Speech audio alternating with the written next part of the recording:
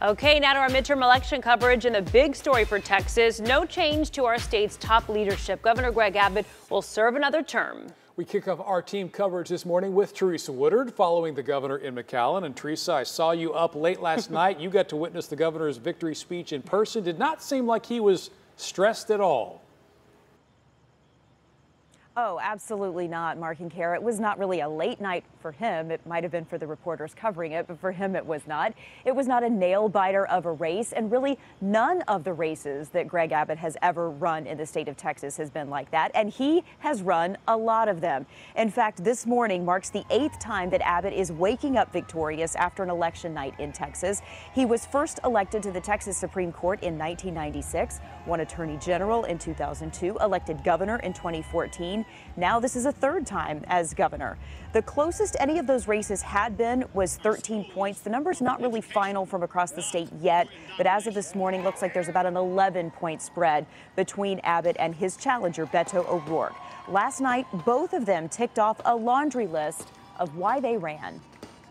So I ran this campaign for Texans to have safer streets, for homeowners who are burdened with skyrocketing property taxes, for our oil field workers who beg for me to protect their jobs, for parents who just want to choose the school that's best for their child,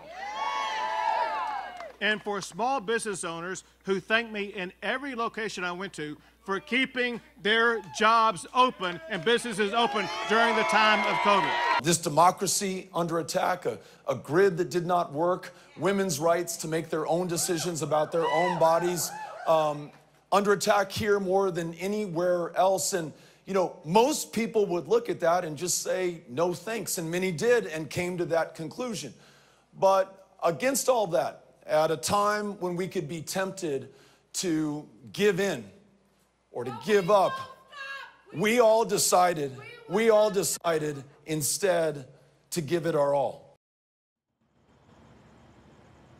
Now, both of these candidates had their watch parties last night on the Texas border. Beto O'Rourke about 800 miles away from here in El Paso, his hometown, and Abbott was right here in McAllen. His venue was 7 miles from the Texas border, and that is symbolic because he made border security his #1 campaign issue. And by the looks of things, it definitely seemed to resonate across all of Texas.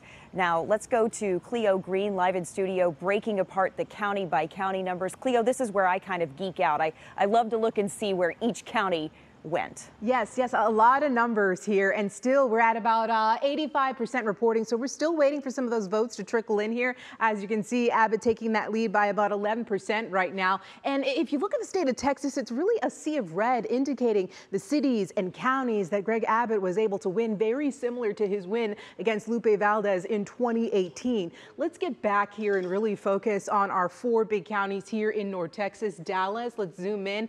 Dallas staying blue, of course. They had a record number of voters last night. Beto winning 63% to 36%. Over in Tarrant County, a county that we thought may have flipped blue, Abbott at 51% here, winning will go up to Denton County at 56% to 43%. And let's end here in Collin County, 54% to 44%. We'll zoom out here because Beto did win in some key counties here. We'll go down to Austin here. He won Travis County 73% to 26%, a landslide really there. Over in Houston, Harris County 54% to 45%, winning in his home of El Paso. Now, Governor Greg Abbott was really hoping to make some change here down south, but that really didn't happen. We'll end here in Hidalgo County, where McAllen is, the city of McAllen. This is where Beto O'Rourke held his victory speech. Beto actually won there, but Abbott still trying to make some momentum down south. I'll send it back to you guys. Okay, thanks, Cleo. So we want to bring in our senior political reporter, Jason Whiteley, now to talk about what does happen next. You know, you and I discussed those Bacon districts, you know, those areas in the South. What are your thoughts when you look at those this morning? Yeah, so there are 3 congressional districts that run from the Rio Grande, essentially, up towards San Antonio and up towards Corpus Christi. There are 3 of them there. Democrats traditionally held those, but the question was whether Republicans could pick off all 3. They got one in a special election. They lost that one last night. They ended up winning one more, but Democrats kept the other 2 at the end of the day. Democrats fared far better in South Texas than I think anyone anticipated. But they wanted to have a blue wave in the state of Texas. Obviously, that didn't materialize. But I heard you talking last night about just some of those big numbers and really what this means for some of the big names like Beto O'Rourke moving forward. Yeah, at the end of the day, this was a huge win for Republicans last night. Republicans won in 2018 by much slimmer margins for some of these seats. But we saw what happened last night. Beto O'Rourke lost by double digits. Polls did not predict that, Mark. That's what's phenomenal. And if you look back at 2018, the race when Greg Abbott won his second term, Greg Abbott defeated Lupe Valdez, the former Dallas sheriff. No one knows her statewide. He defeated her by 13 points. He ended up defeating Beto O'Rourke last night by 11 points.